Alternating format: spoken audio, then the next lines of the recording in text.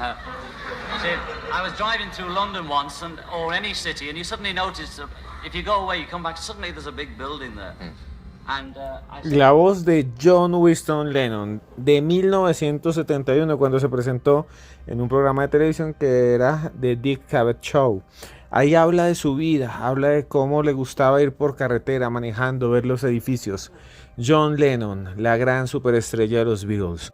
John Lennon, el gran pacifista, el hombre que desafió al mundo, a los Estados Unidos, en donde él vivía, el país que luchaba en ese momento contra la Unión Soviética, contra el comunismo internacional, el país que tenía al frente la guerra de Vietnam. Cientos de miles de jóvenes eran lanzados a las selvas a luchar contra los Vietcongs, que eran alimentados en armas, en dinero, en logística por los rusos y por los chinos. Y ahí estaba John Lennon criticando al sistema, y un día saliendo de su casa en un edificio muy macabro, un edificio que tiene historias perversas ligadas incluso al satanismo y al ocultismo, el edificio Dakota de Nueva York. Ahí un día saliendo vino un hombre y le disparó 5 veces.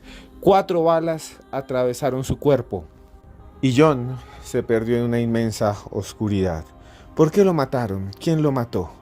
¿Cómo fue la muerte de John Lennon? En este podcast de los audios de Cruz Escribiente vamos a abrir la puerta del misterio y vamos a descender a los laberintos de una de las mentes criminales más retorcidas de la historia para intentar descifrar por qué acabaron con la vida de John Lennon, quién lo hizo y qué extraños símbolos, qué extrañas situaciones se nos ocultan acerca de esta terrible tragedia. Así que amárrese los cinturones y escuchen hasta el final,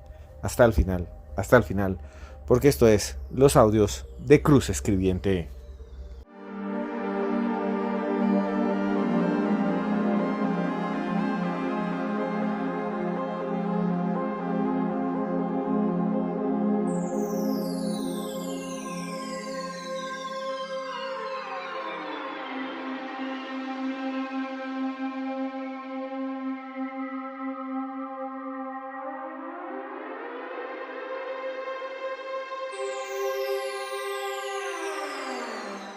The Beatles, los Beatles, una banda de rock británica fundada en Liverpool durante los años 60. Ahí estaban John Lennon, Ringo Starr, George Harrison y Paul McCartney. El mundo lo tuvieron a sus pies. Sus canciones, sus acordes, aún se escuchan en los 5 continentes.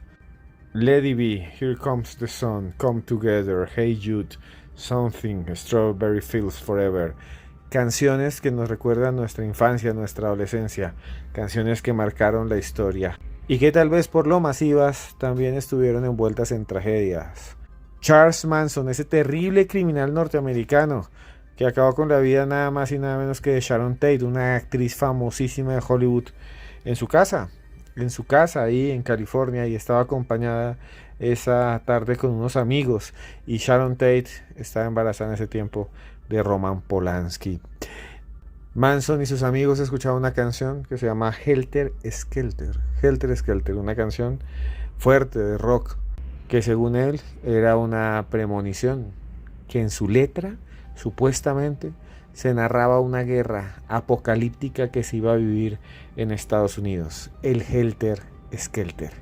Pero Manson no fue el único loco, el único desorbitado, el único demente que tomó la música del cuarteto de Liverpool, que además tenía otros miembros como Peter Best, que era el baterista, o Stuart Sutcliffe, que fue quien tocó en su momento el bajo eléctrico, ¿no? Nombres borrados de la historia, pero que también están ligados con un mundo de psicodelia, de blues, de jazz, en el cual se sumergía un señor llamado Mark David Chapman. Pero no me voy a adelantar, porque tenemos a un invitado de lujo aquí en los audios de Cruz Escribiente. Les estoy hablando nada más y nada menos que del doctor, criminólogo, investigador, escritor, Edwin Olaya, a quien recibimos con mucho amor, con mucho afecto, aquí en los audios de Cruz Escribiente. Gracias por estar aquí, Edwin, no tengo nada más que decir. Muchas gracias por estar aquí nuevamente. Hola Esteban, nada, muchísimas gracias por la invitación. De verdad que es un placer compartir nuevamente contigo y bueno, también un saludo muy especial a todos los que se congregan, se reúnen, discuten en torno a este espacio, los audios de Cruz Escribiente.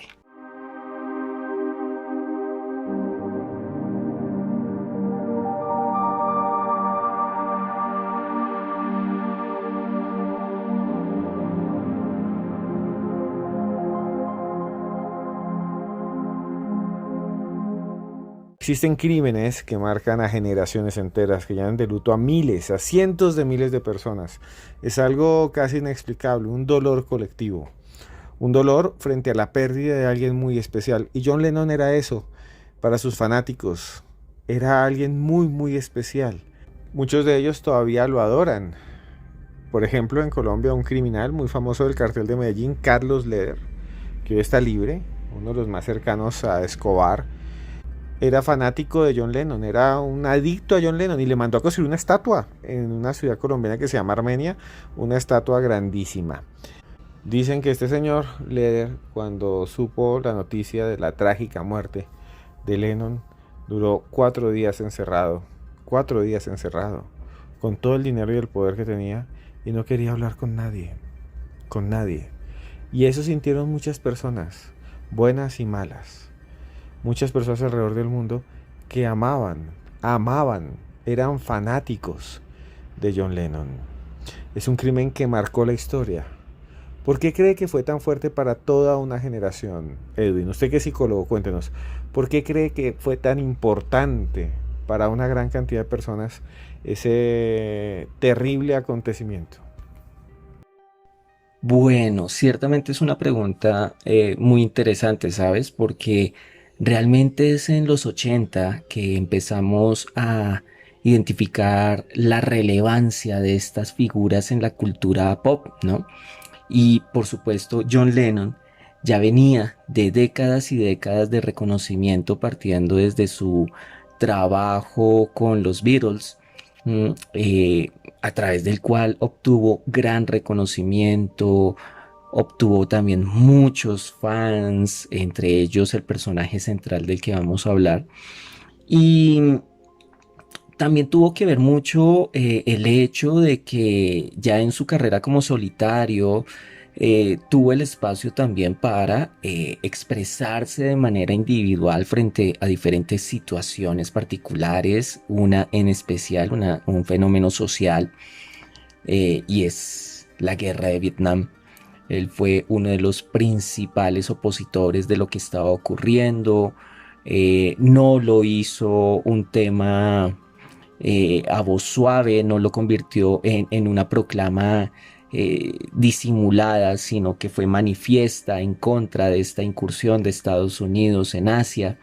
Y eso hizo que otras personas también se sumaran a esta figura, ya no solo por su aporte a la música, por sus calidades artísticas, incluso por su personalidad y acciones un poco ortodoxas más bien, sino que se le percibió también como una figura de un impacto social que podría llegar a generar un cambio. Creo que eso también fue lo que llevó a que en algún punto se considerara que su muerte fue el resultado de una conspiración y etcétera.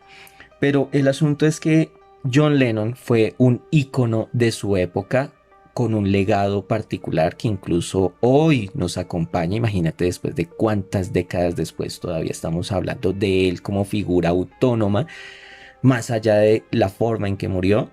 Y creo que precisamente eso fue lo que llevó a que tuviera tal relevancia. Estamos hablando de un músico, de un artista, de un excéntrico, si se quiere, de un pacifista, incluso de un caballero, porque recordemos que Lennon em, eh, fue denominado caballero por la corona inglesa. Entonces no era una persona del común, era una persona que claramente iba a estar en el radar de todos, y eso hizo que lo que sucedió, es decir, que su asesinato tuviera tanto eco y alrededor de este hecho se produjeran tantas y tan variadas hipótesis de qué fue lo que sucedió y por qué fue que sucedió. Creo que fue por eso principalmente. Fue una persona muy particular que empezó a marcar pautas a lo que más adelante muchos de nosotros ya veríamos de primera mano, y es ese ícono, esa figura relevante capaz de movilizar masas y masas.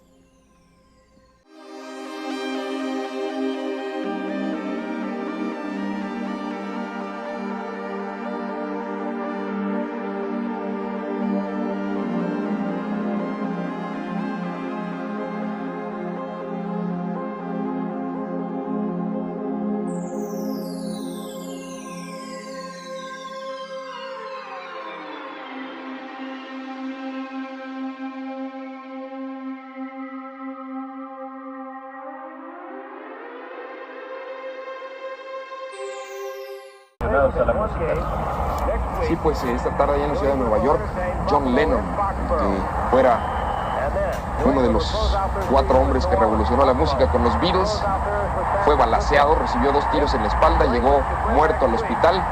Más información con noticieros de Televisa, ahí tendrán la historia completa. Así anunció Televisa en 1980 el asesinato de John Lennon. Así lo anunció en medio de un partido, la gente estaba viendo un partido de fútbol y eso dijeron los narradores, lo que acaban ustedes de escuchar. Y es que la muerte de John Lennon trastornó al mundo, no habían redes sociales, no había tanta velocidad en la información, muchas personas lo supieron días después, incluso a veces semanas, ¿no? En algunos lugares del mundo, como en África o el sudeste asiático o algunos pueblos de América Latina. Quienes no creían lo que había sucedido ese 8 de diciembre, que además es un día sagrado para el catolicismo, que está ligado a la Madre de Dios, a la Virgen María, sobre todo en muchas culturas latinoamericanas. Y John Winston Lennon murió ese día. Tenía ya en ese tiempo 2 hijos, Sean Lennon y Julian Lennon, que todavía viven y están por allí.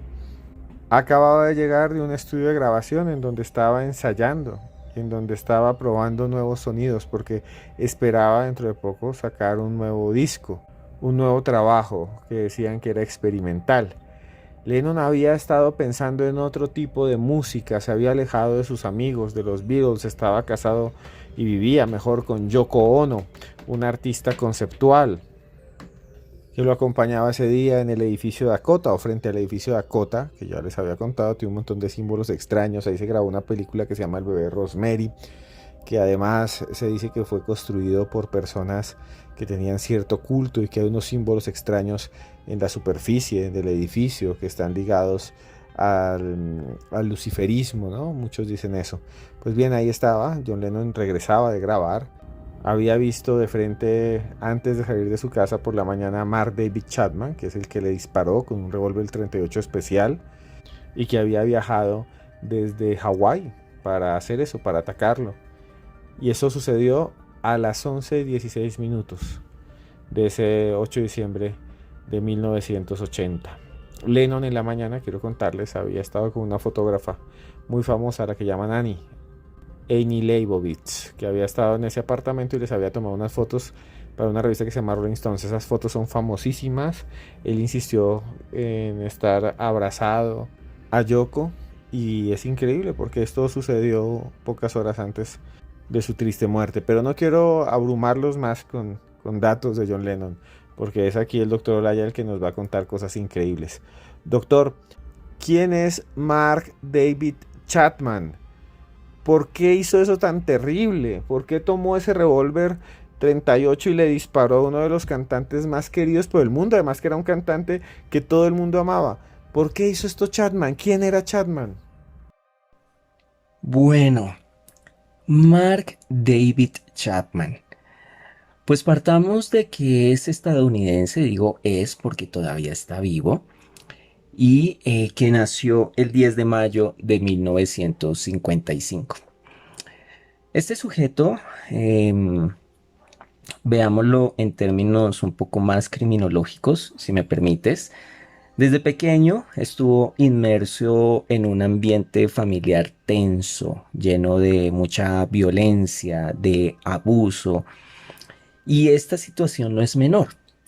¿Por qué? Porque es merced de esto que desde pequeño, desde muy pequeño, eh, Mark empezó a buscar una alternativa, una salida a ese entorno hostil, agresivo en el que se desenvolvía y en el que tenía que ver cómo se relacionaban las personas. Y es ahí que empieza a fantasear, esto incluso lo ha dicho el mismo Chapman, a fantasear con ser el quinto Beatle, un miembro más de la banda, y empieza a conectar con ellos y su cabeza se empieza a llenar de imágenes en las que ya no tenía que estar sometido a ese entorno, repito, ese entorno de crianza y de formación poco sano. Entonces hace de los Beatles una forma de evasión de la realidad, pero también empezó a hacer de la religión su escape también de todo lo que estaba ocurriendo a su alrededor, y un poco ya más grande en su adolescencia, pues ya estas fantasías pasan a un plano más subconsciente y empieza a evadir, reitero esto, a evadir su realidad a partir del uso de drogas y alcohol. ¿Mm? Esto que estamos hablando es sumamente importante porque de alguna manera nos está mostrando cuál era la estructura de pensamiento, cuáles eran los referentes que había en la cabeza de Mark David Chapman, y en consecuencia, de alguna manera, esto se conecta con sus decisiones. Y es así que recordemos que en 1966 John Lennon lanza este tremendo comentario controversial que después, bueno, él mismo procuró suavizar debido al impacto que había generado, en el que decía que ellos eran, hablando de los Beatles, que eran más grandes que Jesús. Y como ya se ha logrado identificar a partir de las entrevistas que se adelantaron con Chapman, esto generó un conflicto muy fuerte con con estos dos recursos de evasión que casi se volvieron una obsesión, es decir, los Beatles y la religión. Por tanto, en este punto es cuando, y ojo que estoy hablando de 1966, es en este momento en el que Chapman empieza a desarrollar una nueva fantasía para tratar de conciliar ese conflicto, y poco a poco se van sumando otros elementos, elementos mucho más personales, mucho más de su autoestima, de su personalidad, que van dando forma a una idea mucho más particular, y esa idea fue la que llevó a cabo el 8 de diciembre de 1980, cuando pues ya habiendo hecho una labor de revisión del entorno, de dónde vivía John Lennon, casi que de sus rutinas, lo aborda en un primer momento en la mañana para solicitarle que le firme un disco, y en la noche, casi 12 horas después aproximadamente, Chapman está esperando a que Lennon vuelva a su edificio, y cuando ve que se acerca, pues se aproxima y le dispara 5 veces con un revólver. Entonces, este punto es básicamente en el que Chapman se hace notable para la sociedad, y ojo que esto es súper, súper importante porque es lo que engloba realmente en el trasfondo la motivación de por qué hizo lo que hizo, por qué le quitó la vida a John Lennon.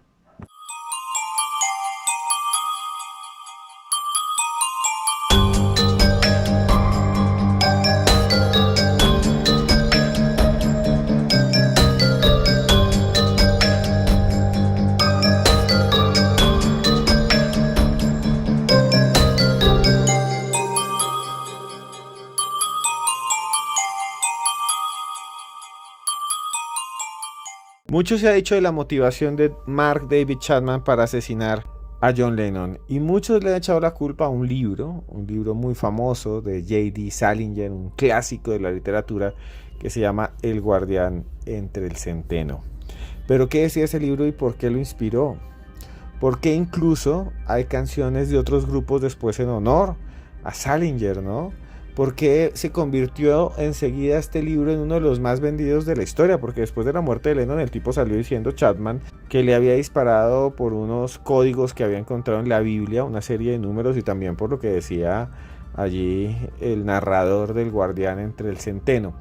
Y aquí en este punto es donde quiero preguntarle a usted algo que siempre he querido preguntarle a un criminólogo.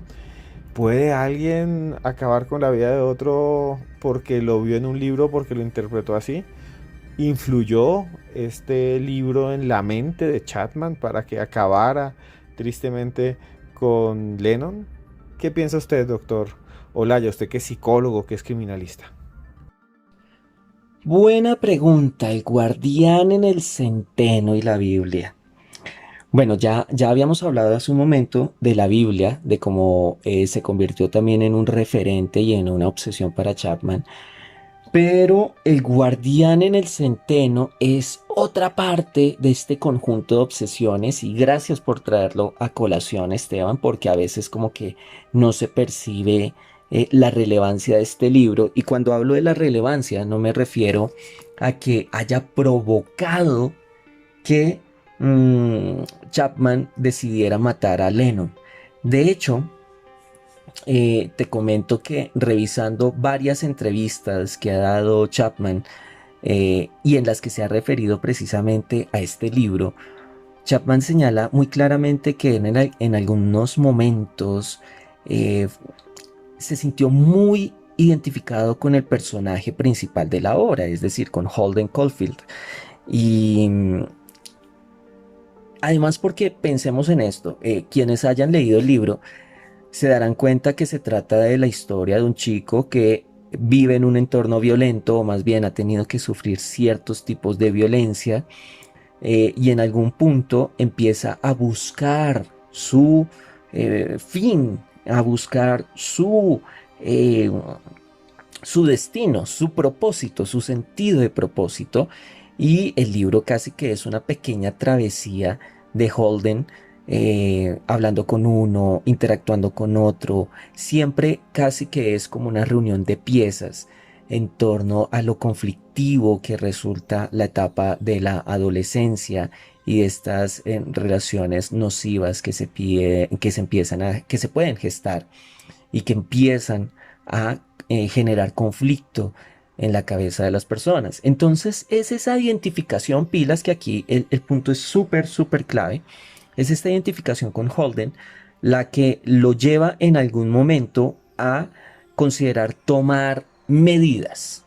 Si bien es cierto, el personaje de Holden nunca le quita la vida a nadie en el libro. De hecho, sí, si no estoy mal, como que el personaje en algún punto piensa o tiene la imagen de agredir a alguien, nunca lo llevó a cabo. Y de hecho esa agresión de Holden era motivada porque alguien lo había maltratado. Sí, básicamente ese es en términos muy generales la situación. Entonces, fijémonos que pudo ser este libro, pudo ser cualquier otro. De hecho, mi estimado Esteban, si me permites, fíjate que aquí encontramos un patrón con cierto caso del cual ya hablamos y que sea la invitación también para los que no lo han escuchado lo hagan, del caso de Campo Elías Delgado, ¿sí? Campo Elías se identificó con el doctor Jekyll y Hyde, mientras que Chapman se identificó con el personaje de Holden del Guardián en el Centeno. Entonces, el tema es más que influenciarlo para matar, fue esa influencia en cuanto a identificarse con alguien y en ese orden de ideas empezar a considerar hacer algo con su vida.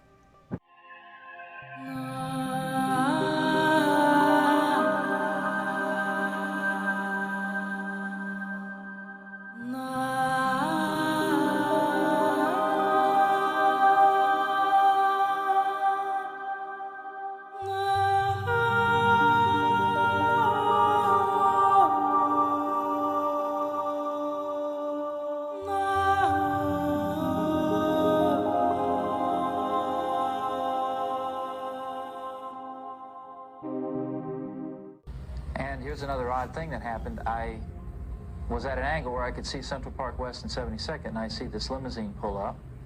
And as you know, there's probably hundreds of limousines that turn up Central Park West in the evening. La voz de Mark David Chapman, el criminal que acabó con la vida de John Lennon, el que acabó con el sueño de muchos músicos que querían escuchar las canciones que estaba componiendo. Una persona a veces delirante, dice cosas muy extrañas. Hay personas que afirman que Chapman fue solo como una especie de títere, manejado por hilos invisibles, por manos invisibles, de personas muy poderosas que no querían que siguiera promoviendo el desorden y la protesta en contra de la guerra de Vietnam. No querían su pacifismo. Es más fácil hacer la guerra que la paz.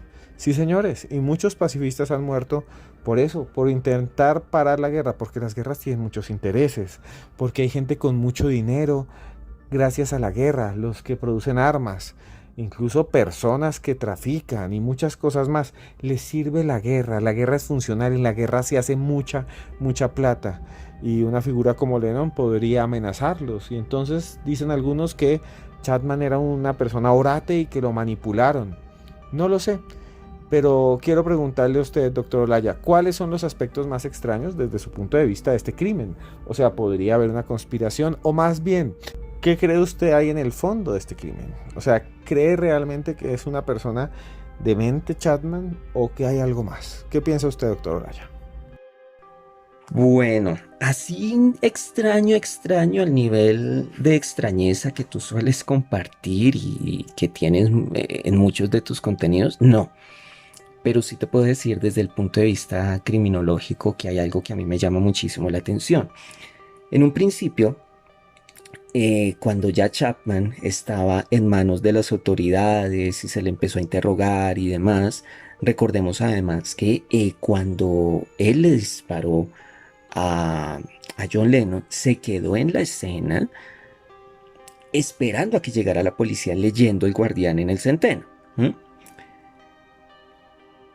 Cuando él es interrogado, él señala que, palabras más, palabras menos, lo había hecho porque el demonio se lo había indicado, lo cual llevó en algún momento también a darle una interpretación muy particular, tanto a lo que había hecho Chapman como a la propia muerte de John Lennon, casi que era una interpretación metafísica. Sin embargo, cuando ya Chapman es condenado y empieza además su proceso de terapia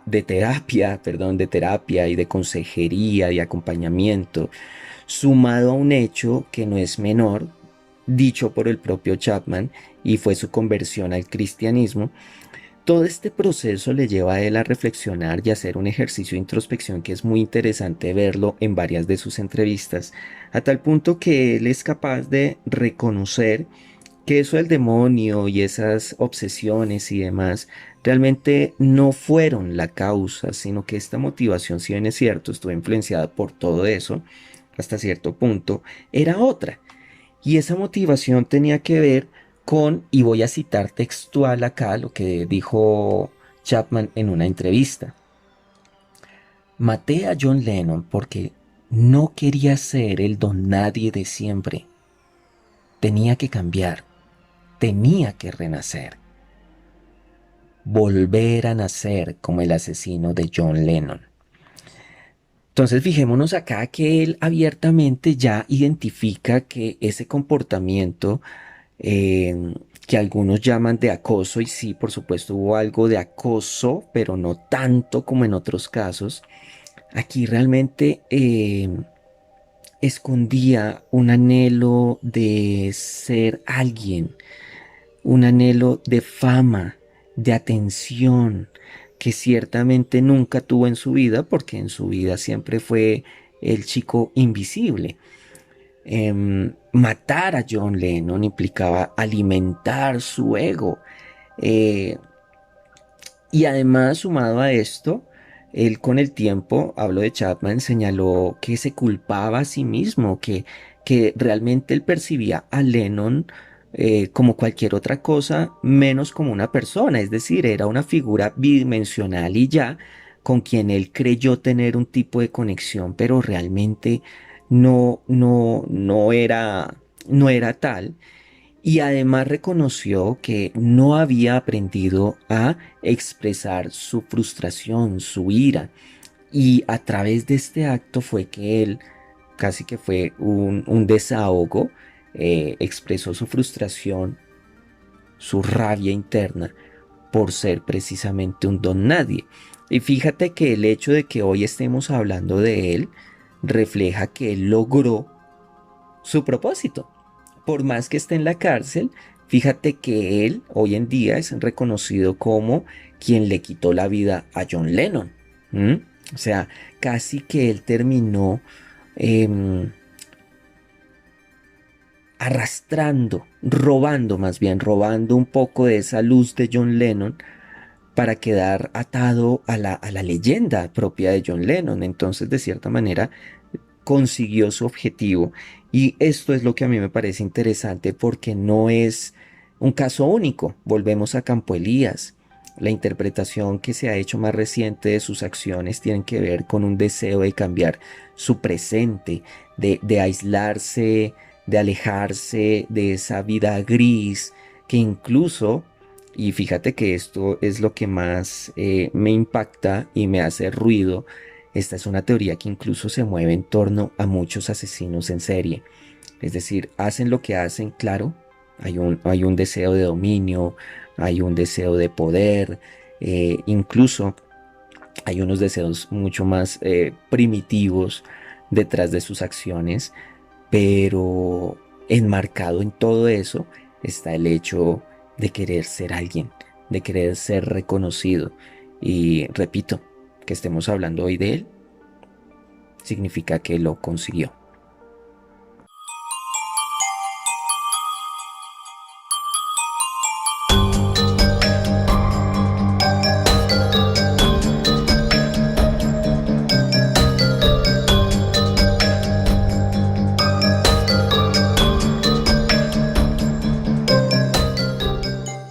Mark David Chapman está preso en este momento, sigue vivo, tiene 68 años a 2023.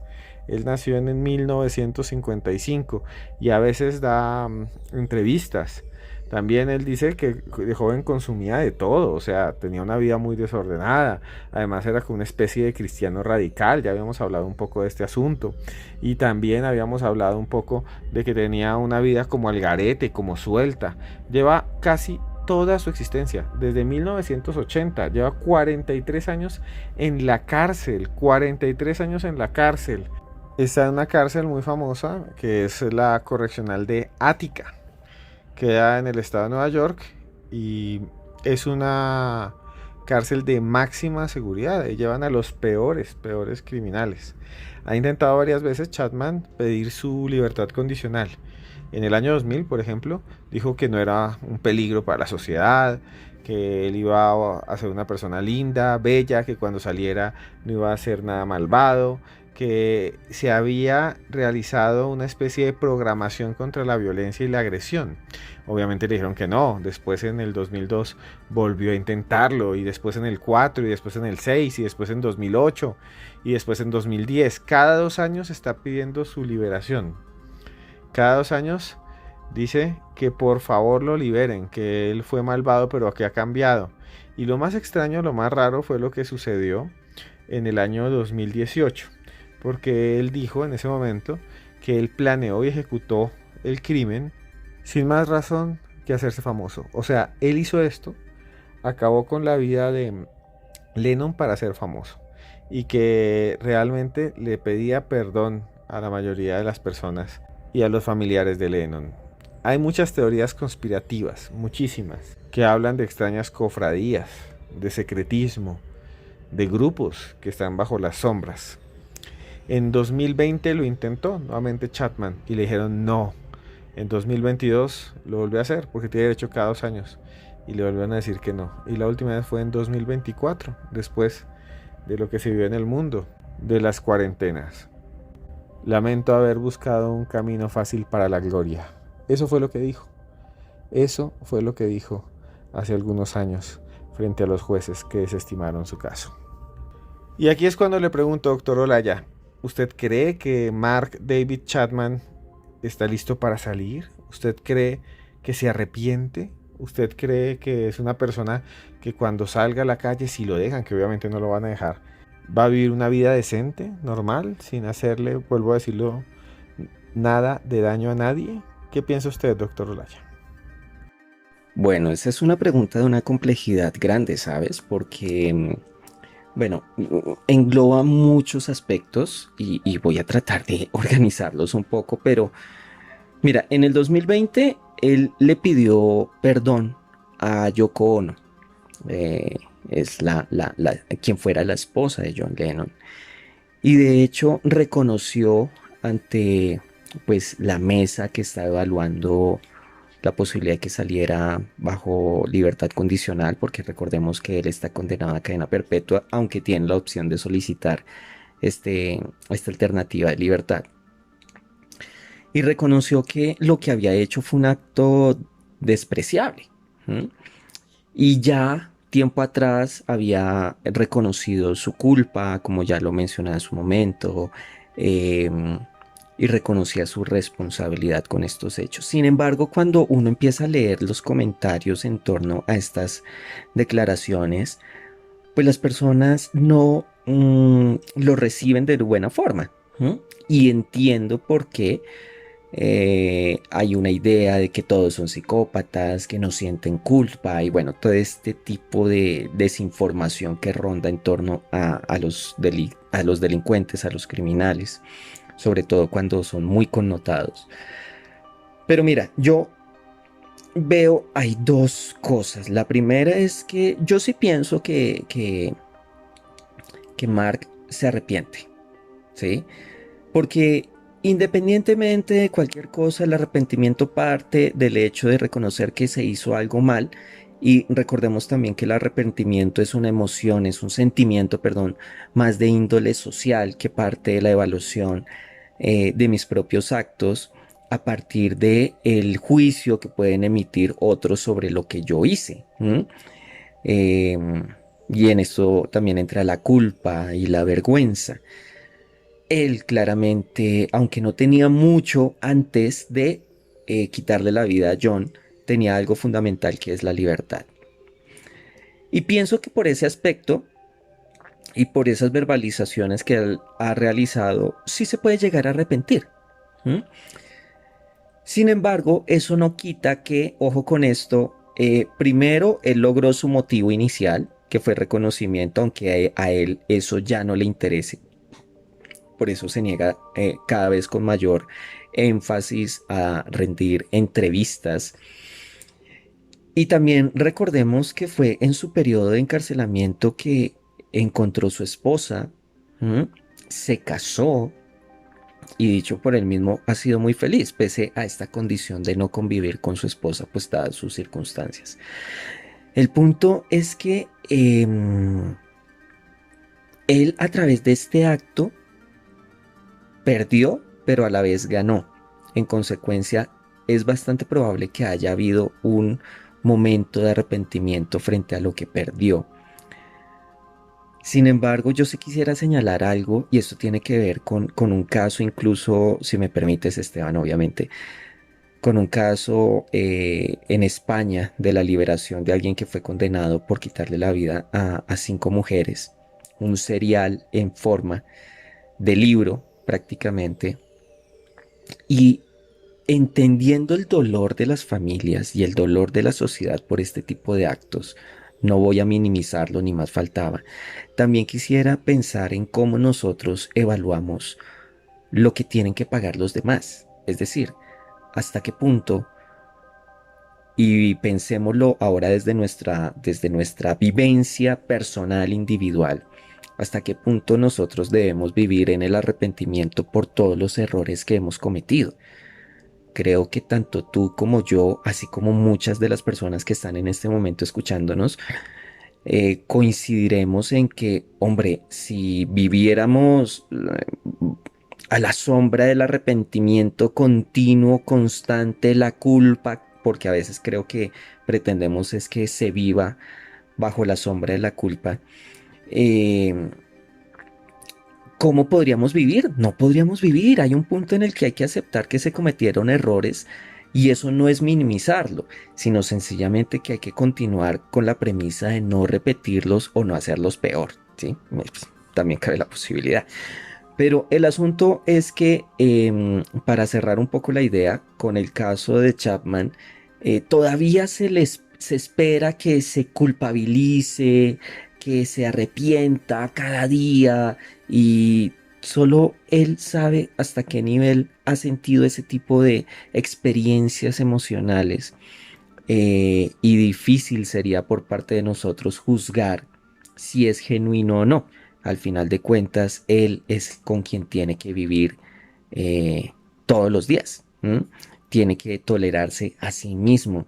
Y es lo que hacemos todos los días también nosotros con con nuestros logros, pero también con nuestros errores. Entonces, perdóname que me haya puesto un poquito reflexivo aquí con este tema, pero es que sí veo que detrás de esa pregunta, no solo en este caso, sino en muchos otros, se espera que la persona sencillamente se rasgue las vestiduras y se bañe en ceniza y bueno, en fin, y esté llorando y demás para demostrar que sí está arrepentido, como si eso fuera a cambiar lo que ya sucedió o como si con ello se lograra convencer a las personas que al final de cuentas, pues poco les puede interesar realmente que estés arrepentido, solo están buscando condenar. Entonces, no sé, esta es mi, mi lectura del arrepentimiento de Chapman, siendo un sujeto relevante en la historia de la criminología estadounidense, en lo que tiene que ver con los delincuentes acosadores y un poco delirantes con celebridades.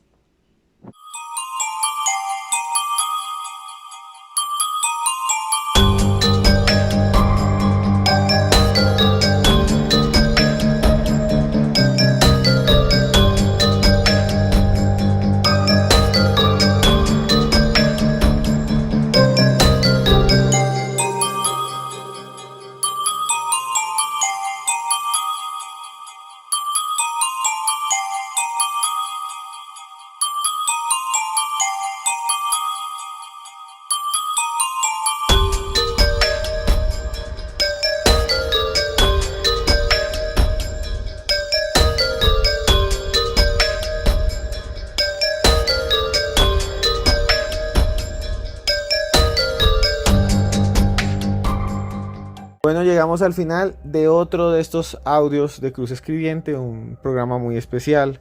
Feliz porque estuvo con nosotros el doctor Edwin Olaya. Gracias, doctor Edwin Olaya, por acompañarnos, por estar aquí en los audios de Cruz Escribiente. Muchas gracias. Y bueno, ¿dónde pueden seguirlo? Usted también tiene un canal de YouTube. Cuéntenos todo, doctor Olaya. Esteban, muchísimas gracias de nuevo por la invitación. Como siempre es un placer conversar contigo. Me pones allá a volar con las ideas, a echar muchos globos. Y nada, también muchas gracias a todos ustedes que se han conectado, que han escuchado, que han reflexionado, si es el caso, espero que sí, a partir de este caso. Y bueno, si me lo permites, Esteban, también extenderles la invitación para aquellos que les llame la atención esta mirada criminológica, psicológica de los casos y de ciertos fenómenos y situaciones delictivas, pues invitarlos a que visiten en mi canal de YouTube el espacio denominado Barra Criminológica. No hay cover, son todos bienvenidas y bienvenidos. Y nada, espero que nos escuchemos en una próxima oportunidad. Chao. Realmente hay muertes que duelen, como la de John Lennon. Una persona buena, una persona que de pronto tuvo sus problemas y fue compleja, pero que no le hacía daño a nadie y que todavía gozamos de su música. Qué locura inexplicable se metió en la cabeza de Mark David Chapman. ¿Por qué sucedió todo lo que sucedió? ¿Qué estaría haciendo John Lennon hoy en día? No sé, coméntenme aquí abajo, cuéntenme qué piensan que estaría haciendo John Lennon. ¿Cantando como Paul McCartney? Ya mayor, anciano, colaborando con otros músicos, no sé, tal vez con Bad Bunny. No tengo ni idea. Todo es posible, todo es probable en el infinito mundo de las especulaciones. Y les quiero decir que por eso, por casos como estos, es que yo trato de vivir mi vida al límite, todo el tiempo gozar la vida, viajar, comer, tener experiencias. Además, la juventud se va muy rápido y por eso les quiero proponer a ustedes que hagamos un viaje juntos. Vamos a irnos de viaje a Egipto a conocer las pirámides. ¿Le gustaría a usted? O tal vez iremos de viaje a la ciudad maya de Chichén Itzá. Pronto tendremos viajes, pronto viajaremos juntos como familia, pronto estarán conmigo, conocerán a mi esposa, a Tania, que ya la conocen en otros podcasts, y para eso les pido que me sigan en mis redes sociales, en Twitter y en Instagram soy @cruzescribiente. Búsquenme allí como Cruz Escribiente en todas las redes, me siguen y ahí pronto voy a colocar anuncios que les van a encantar, para que vayan con nosotros a buscar el misterio. Y ese mismo misterio lo vivía yo cuando era niño, porque mi abuela me había regalado un libro, nunca lo olvidaré, chiquitico, un libro pequeñito de color azul que era de fábulas. Ya les he hablado de eso y cada vez estoy contándoles una nueva fábula, una nueva historia. Hablaba a veces de Esopo, pero hoy no voy a hablarles de una fábula de Esopo, sino una historia que escribió ya hace varios años un hombre llamado Jean de La Fontaine. Jean de La Fontaine fue un escritor prolífico, escribió una gran cantidad de historias cortas. Algunas de ellas todavía me retumban en la cabeza. Les voy a narrar una a continuación. Una historia que nos va a dejar pensando en nuestra vida, en las posibilidades que tenemos también de ser mejores, de hacer lo que queremos, de luchar, de vivir al límite.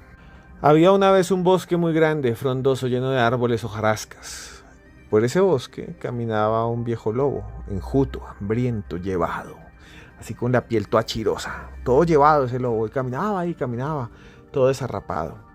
Y hacía días que el lobo no probaba bocado y estaba convertido en un esqueleto. Se movía de un lado al otro, estaba muy mal, muy mal. De repente vio un perro. El perro se acercó, paseó al lado de él.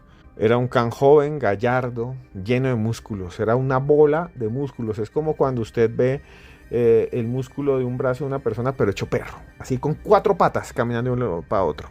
Y estaba lleno de vitalidad y corría y movía la cola.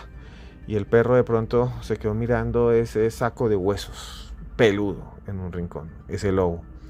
Se quedó mirando y le dijo: ¿por qué estás tan mal? ¿Por qué estás tan mal si solo eres un perro? ¿Por qué estás tan abandonado? ¿Quién te hizo todo esto? ¿Por qué no vas conmigo? Ven conmigo, vamos donde mi amo, te va a dar comida. Eso allá dan comida, lo que le sobra, carne, dan de todo, me dan un hueso. Vamos y allá te puedes recuperar. Solo tienes que obedecerlo, obedecer al amo, ser leal, mostrarle cariño. No es difícil, es lo que yo siento en el corazón. El lobo estaba desesperado, el lobo estaba muy mal y decidió seguir al perro. Caminaron sobre viejos troncos, atravesaron valles, bajaron una montaña. El lobo iba muy lento, le dolían las patitas al lobo, estaba muy mal, se le habían caído unos dientes. De repente el perro hizo una especie de movimiento y el lobo se quedó mirando el cuello, estaba todo rasguñado, tenía heridas. Y entonces el lobo le preguntó al perro: ¿qué te pasó? ¿Qué son esas heridas que tienes en el cuello? Ah, no es nada, contestó el perro, son las marcas de la argolla con la que mi amo me ata. Él me amarra una cuerda y me jala, y a veces yo corro y me siento ahogado, y entonces pues me sale estas quemaduras. No son cortadas, son quemaduras. ¿Te atan? ¿Quién te amarra?, dijo asustado el lobo. Sí, el amo me ata todos los días para que cuide su finca, para que no me escape. Eso es lo que hace, me dan comida y me amarran. Siempre estoy amarrado. El lobo se quedó mirando esas heridas y entonces dijo: no voy a dejar que nadie me amarre. Prefiero morir viejo y morir de hambre en el bosque que perder mi libertad. Y de eso se trata. Es una historia que realmente me recuerda esa idea que tenemos todos de viajar, de liberarnos. Les recomiendo entonces que busquen, como digo, mis redes sociales y vamos a hacer eso. Vamos a encontrarnos, a viajar por el mundo también. Escribo libros, los pueden encontrar por ahí por todas las redes, libros de misterio, de Esteban Cruz Niño. Muchas gracias por estar ahí. Les cuento esta historia como me la contaban a mí, como la leía, mejor, porque nadie me la contó. La leía cuando era niño. ¿Y sabe por qué lo hago? Porque quiero transmitirles a ustedes cosas bonitas, cosas que los lleven a mejorar. cosas que los hagan mejores personas, porque podemos siempre cambiar. Eso de que la gente no cambia es mentira. Es un esfuerzo muy grande lo que tenemos que hacer, pero podemos cambiar. Y se lo digo aquí, a usted en medio de la noche, porque a usted, esté donde esté, escuche muy bien, esté donde esté, haciendo lo que esté haciendo, cocinando, planchando, manejando un camión, a usted, yo lo quiero mucho.